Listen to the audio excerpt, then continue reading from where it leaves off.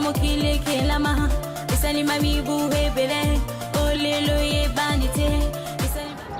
Bote mingi na bino bandeko balandi ya Vuvamu Television etando ya bonsomi ya baindo obisto benga kesali bongo liziba ya boyebi pona baindo. Matondo mingi na bino bandeko balandi baibopesa kabiso tango pengonga ya kolandaka émission na bino mokolo malelo ya solo tango nyonso tolobaka na bino ete émission iye ekoyaka okati ya mabota na bino na tina ya kolimbolelaka bino manaka na biso baindo lolenge yango etambolaka kolela bongo calendrier na biso africain. Ya solo mokolo malelo kasi na manaka na biso tozali bongo mokolo makonso mwa mitano na sanza ya misato na bopemi na yango ya mibale na mobu monkama na tuku misato na mibale. Soki tokobalisa yango na manaka bapaya mokolo malelo tozali bongo lundi le 23 novembre 2020.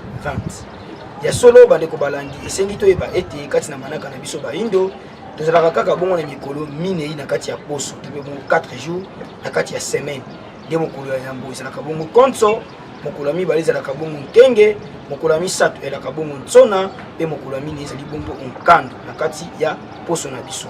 Nde na kati ya sanza tozalaka bongo na mikolo tuku mibale na mwambe mpe na kati ya mobu tozali bongo na mikolo kama misato na tuku motoba na minei tobe bongo 364 jours na kati ya année. Kasi tango bokoyokaka tolobelaka bongo bopemi ezali nini? Bopemi ezalaka bongo semaine. Lokola lelo tozali bongo na bopemi ya mibale na kati ya sanza na biso ya misato, elingi koloba tozali bongo na deuxième semaine na kati ya troisième mois na biso na mobu ya sika oyo mokama na tuku misato na mibale. Malembe bandeko na ngai bino bokoma kino na esika ya koyeba lolenge kani manaka na biso ekotambola.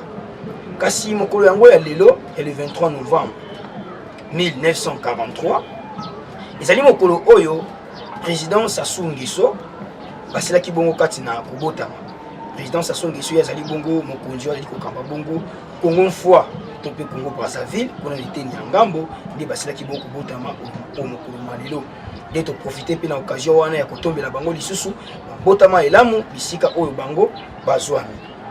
Bandeko balandi yambo biso tokabona elongo na bino tolengelaki mpona bino elema moko ya mokolo malelo bolanda yango na bokebi biso na bino tokokutana na nsima ya elema oyo.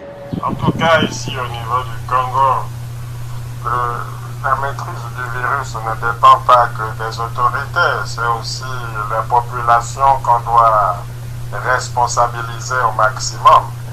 Bon, c'est un sujet très délicat, surtout avec ces histoires de vaccins dont j'ai entendu parler. Je me suis renseigné un peu à gauche, à droite, auprès des amis qui sont des médecins un peu partout, et ils m'ont dit, bon, les laboratoires effectivement ont suggéré l'expérimentation du BCG, qui visiblement est un vaccin qui a déjà fait ses preuves par le passé, mais le problème c'est qu'avec tout ce qu'on entend, la vigilance des Africains, elle a triplé, et on ne peut pas se permettre en tant que chef d'État, surtout pour nous en Afrique centrale, on ne peut pas se permettre de nous mettre en porte-à-faux avec ce que veut la population.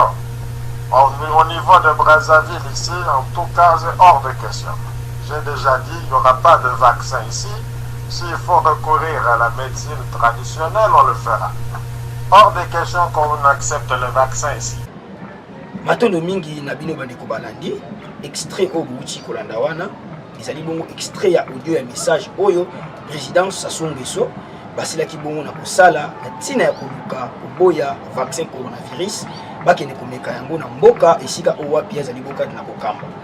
Lokola maladi wana nisonge nzila balobaka ete ezali ya bisote ezali pona mindeli bongo pona nini tondima lisusu vaccin wana eya epai na biso ezali mabi nde longonya na mokonzi Sassou Nguesso na message oyo asilaki kosala ntina koboya bongo vaccin wana ekokokota bongo kati ya mboka na bango.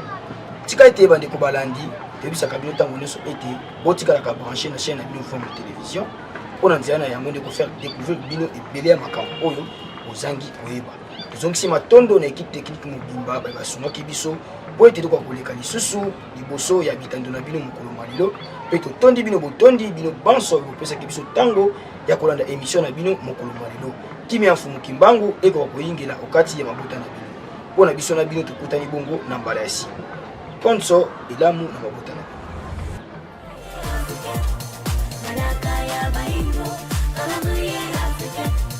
Malaka ya baindo, tuyeba yango, tutusa yango, tusale lango, yango ya biso. Tuyeba yango, tutusa yango, tusale lango, yango ya biso. Ibele ba yebite, utamokile kelama, isani mami buhe bele, olelo ye banite.